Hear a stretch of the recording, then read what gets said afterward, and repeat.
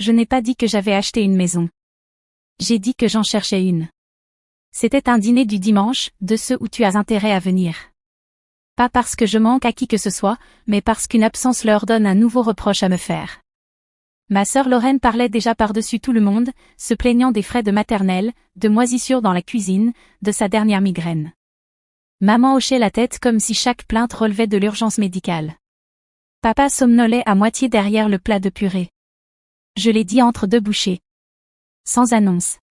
Sans effet dramatique. Je pense à acheter un petit endroit, juste en dehors de la ville.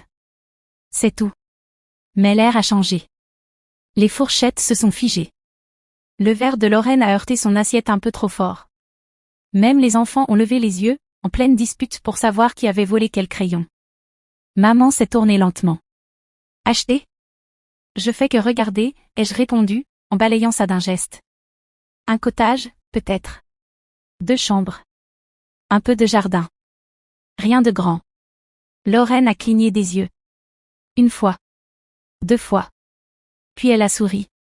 2 chambres? Elle l'a dit comme si je venais d'annoncer que j'allais vivre dans un sous-marin. Papa a enfin levé les yeux. Tu crois que c'est le moment? Qu'est-ce qui ne va pas avec ton appart? J'ai gardé une voix posée. Rien. Je veux juste quelque chose à moi. Maman a ri doucement, un rire sans aucune chaleur. Eh bien, si tu veux acheter, on devrait en parler. Il y a une maison près du quartier de Lorraine. 5 chambres. Grand jardin. Super secteur scolaire. Je l'ai regardé. Pourquoi j'aurais besoin de 5 chambres? Le silence est tombé, lourd et rapide. Lorraine a répondu à sa place. On s'est juste dit, avec les enfants et tout, ça aurait du sens. Tu aurais de la place. Je n'ai pas répondu. Parce que ce n'était pas nouveau, cette façon qu'ils avaient d'interpréter mon silence comme un accord. Cette façon que les problèmes de Lorraine avaient de toujours atterrir sur mon seuil. Et cette certitude, chez eux, que je finirais par céder. Parce que je l'avais toujours fait. Maman a souri. Martha de l'église dit qu'elle va partir vite. On pourrait aller la visiter ensemble la semaine prochaine. Lorraine a hoché la tête. Elle a même un sous-sol aménagé. On ne te gênerait pas. Pas tu. J'ai baissé les yeux vers mon assiette. Je n'avais plus faim. Je n'étais pas en colère. Je n'étais pas surprise. Mais quelque chose de froid et définitif s'est installé dans ma poitrine. Pas de la rage. Pas du chagrin. Juste, quelque chose de terminé. Eux, ils ne le savaient pas encore. Mais moi, si. C'était le dernier dimanche où je m'assiérais à cette table, à être contournée comme un meuble. Je ne suis pas rentrée chez moi après le dîner. J'ai conduit. Je n'avais pas de destination, juste des routes que je n'avais pas vues depuis longtemps. Au-delà des limites de la ville, là où les maisons deviennent des silos et les clôtures laissent place aux champs vides. J'ai coupé la radio quelque part après la sortie 12. J'ai laissé le bruit des pneus remplir la voiture. Je n'étais pas en colère. La colère, c'est net. J'étais silencieuse. Pas d'un silence apaisé. Un silence comme on s'assoit dedans quand quelque chose se brise sous la surface. La dernière fois que j'ai dit non à ma famille, j'avais 15 ans. Lorraine avait emprunté ma robe, en avait déchiré l'ourlet, puis me l'avait rendue comme si de rien n'était. Quand je lui ai demandé de la réparer, elle a dit à maman que j'étais mesquine. Maman a hoché la tête. Elle a plus de choses à gérer que toi. Je me souviens avoir regardé cette robe, tenant la couture irrégulière dans mes mains, réalisant que j'étais mise en minorité dans une pièce à 3. Ça n'a jamais vraiment changé. Lorraine obtenait les choses, du temps, de l'espace, des excuses. Quand elle échouait, c'était la faute de quelqu'un d'autre. Quand je réussissais, c'était silencieux. Normal. À 22 ans, j'ai décroché mon premier emploi à temps plein. J'ai appelé chez moi pendant ma pause déjeuner. Maman a répondu. Elle m'a demandé si j'avais entendu que Lorraine attendait un bébé. On est tous tellement contents, a-t-elle dit. J'ai répondu, j'ai eu le job. Elle a dit, c'est super, ma chérie. Je dois y aller, le dîner brûle. À 28 ans, j'ai réglé la dernière échéance de mon prêt étudiant. Je ne l'ai dit à personne. Cela ne valait pas l'écho. L'an dernier, quand le chauffe-eau de Lorraine a éclaté, c'est moi qu'ils ont appelé. Pas parce que j'habitais à côté, ce n'était pas le cas. Pas parce que j'avais des compétences en plomberie, pas du tout. Mais parce que c'est toi la responsable. J'ai viré 100 $ cet après-midi-là. Je n'ai jamais eu de merci, juste un texto 3 jours plus tard. T'aurais 2 minutes pour appeler la banque? Ils sont pénibles. Pénibles. Pas refuse le prêt immobilier. Pas rejette la 3e prolongation. Juste incommodant. C'est le mot qu'ils ont utilisé quand j'ai dit que j'étais trop occupée pour venir à Pâques. Fais pas ta difficile, Mara. Tu sais ce que cette famille représente pour ta sœur. Et maintenant, apparemment, j'étais en train de lui acheter une maison. Je me suis garée près d'une station-service fermée depuis longtemps. Les vitres étaient condamnées. Mais la machine à glaçons devant était toujours là, décolorée par le soleil, fendue. Je suis restée dans ma voiture, regardant le vent renverser un vieux caddie. 2 chambres. Un jardin. Un endroit calme. Je ne plaisantais pas en le disant. Je voulais des matins sans liste d'urgence. Je voulais un café sur un perron sans d'autres chaussures que les miennes devant la porte. Je voulais une vie que je n'aurais pas à expliquer ni à défendre. J'ai ouvert mon téléphone et créé un dossier. Je ne lui ai pas donné de nom sentimental, juste un espace vide. À l'intérieur, des annonces immobilières, des notes sur les taux d'intérêt. Des avis sur les agents, des articles sur les fosses sceptiques et les garanties toiture. Je ne planifiais pas une fuite. Je construisais une porte. Le lendemain, maman m'a envoyé un lien. 5 chambres. Sous-sol aménagé. Quartier scolaire. L'objet du mail disait simplement. C'est celle-là. J'ai regardé le message. Ma poitrine n'a pas brûlé. Elle ne s'est pas soulevée. Elle a coulé. Lorraine a envoyé un texto 10 minutes plus tard. T'as vu l'annonce que maman t'a envoyée? Les jumeaux se disputent déjà pour savoir qui aura quelle chambre. Quelle chambre dans ma maison? J'ai posé le téléphone. Écran face contre le plan de travail. Et je suis retournée à ce que je faisais. Calmement. Silencieusement. Comme si rien n'avait changé. Mais quelque chose avait changé. Je n'ai pas répondu au message de Lorraine. Pas tout de suite.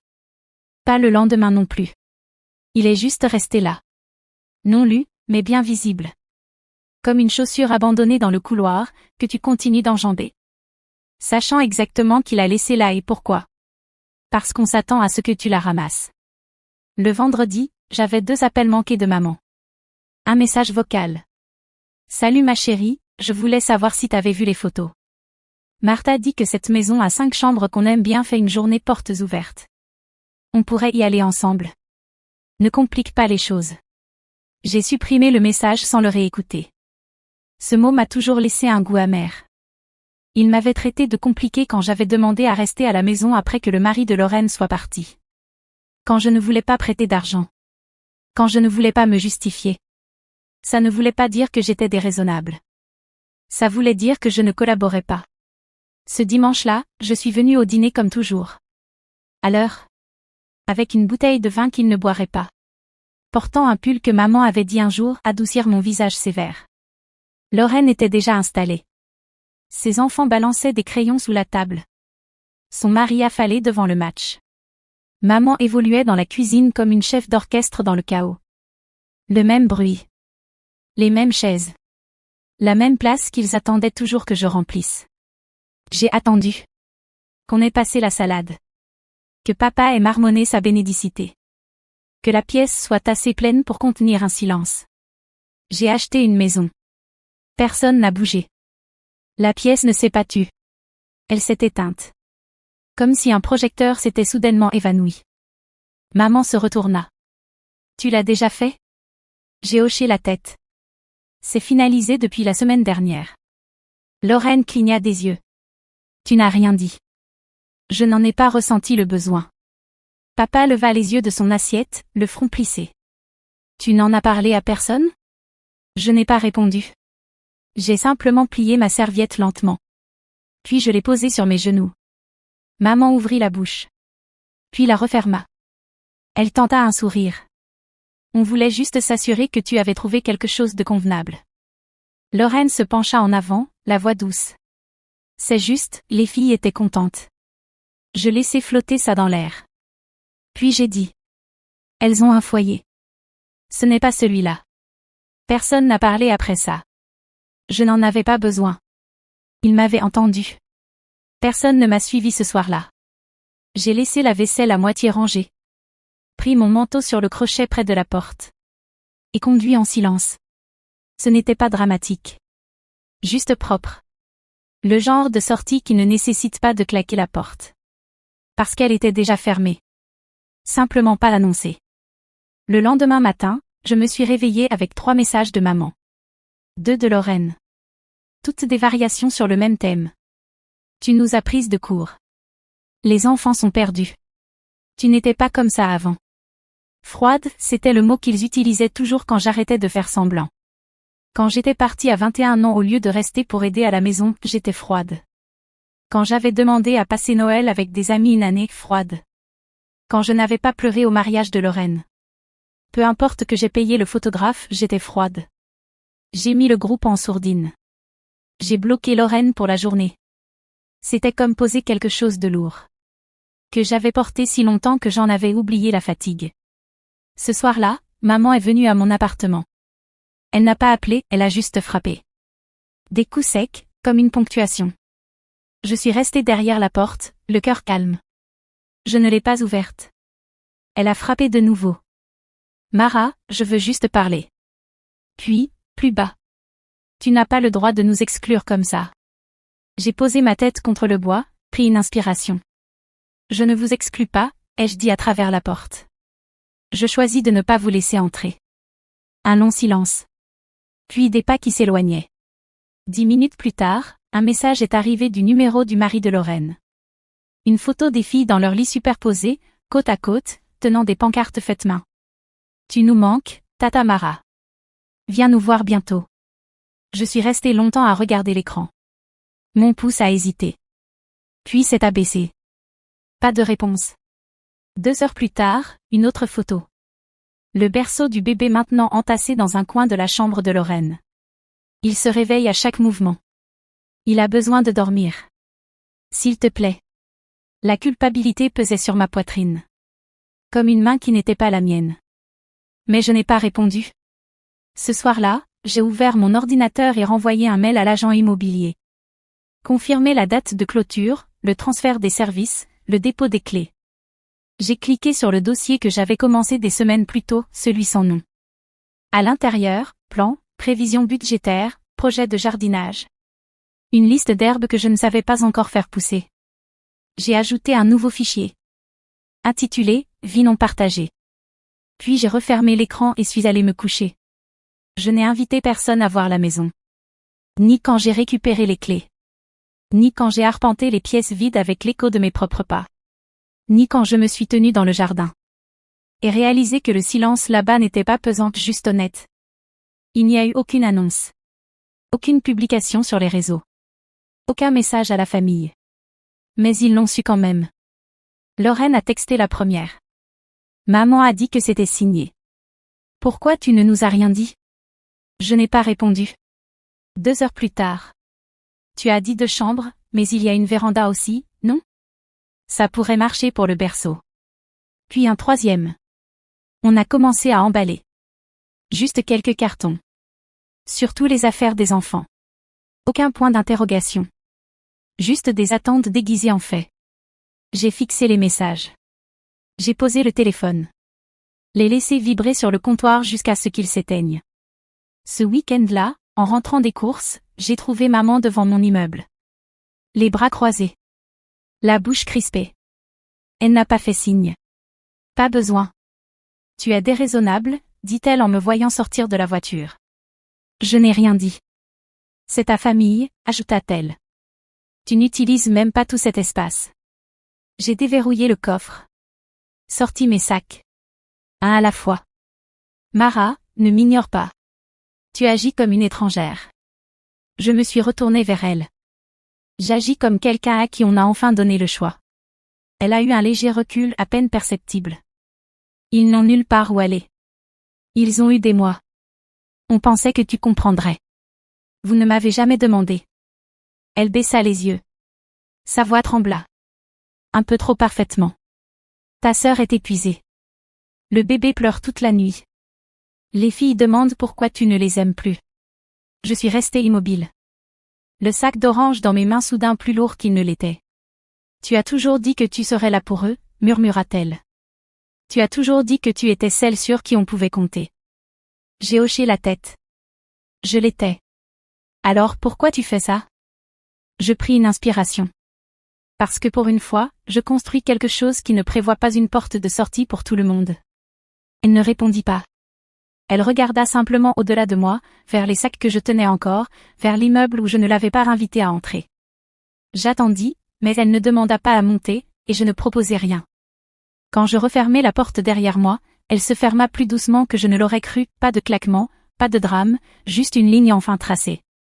Ils n'ont pas arrêté. Quand le silence ne fonctionna plus, ils essayèrent le bruit, pas celui qu'on crie, mais celui qui se répand. Tante chérie l'appela la première. Je ne lui avais pas parlé depuis 2019, quand elle avait oublié mon anniversaire et envoyé un panier de fruits à Lorraine pour le sien.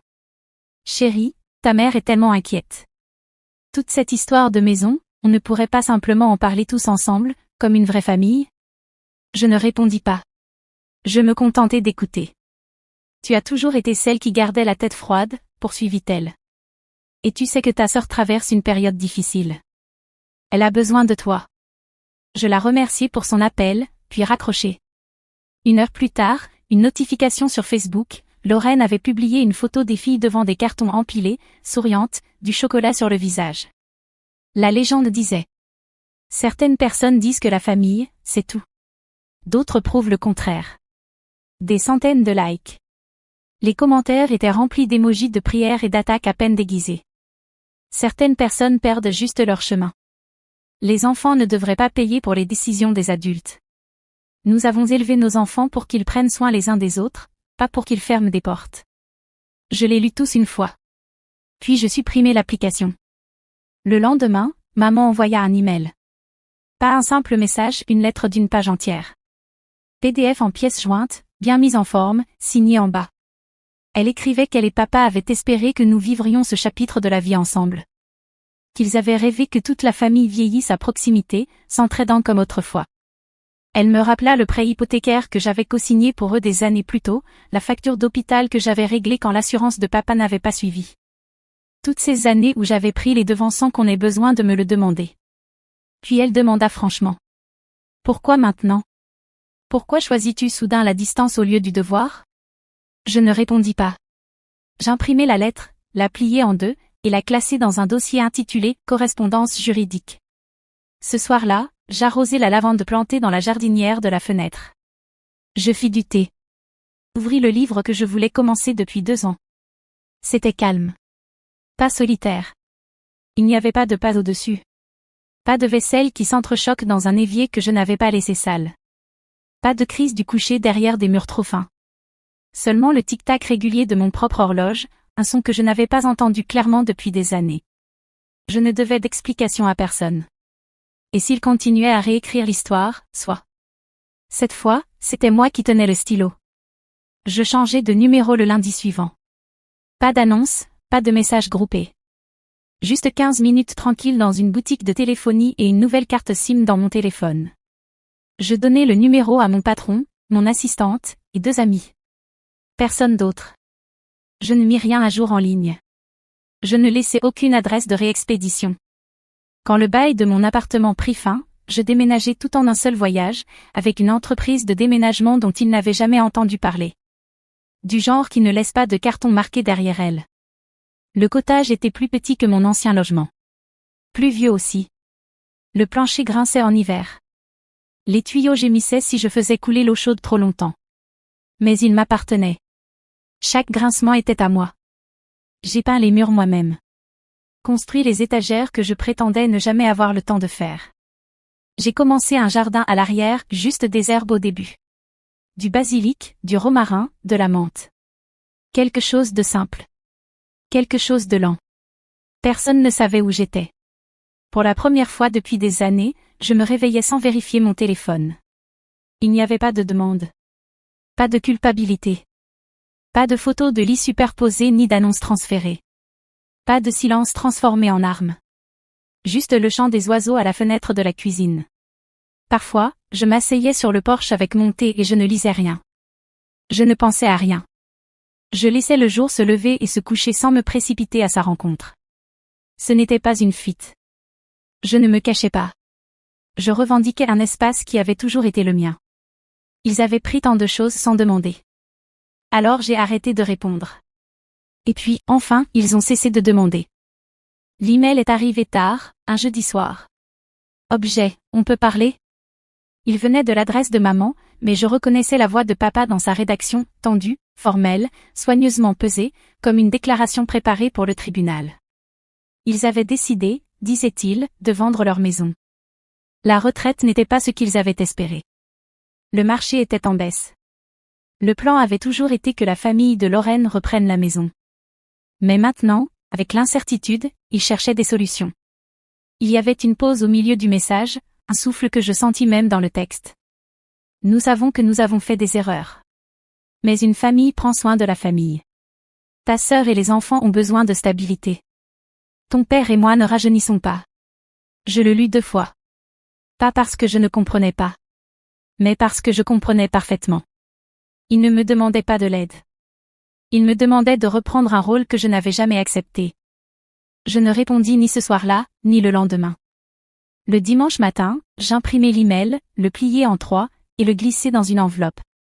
À l'intérieur, je plaçai une simple carte. Pas un mot, juste des coordonnées. Un conseiller financier. Spécialiste des transitions de logement pour seniors. Quelqu'un qui pouvait expliquer ce que je ne voulais plus avoir à dire. Je l'envoyai sans adresse d'expéditeur.